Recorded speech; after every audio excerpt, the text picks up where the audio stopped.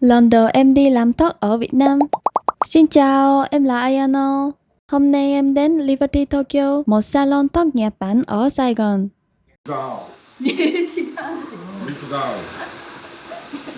Em khá kỹ tính về tóc, nên trước đây lúc nào cũng chờ về nhập mối cắt.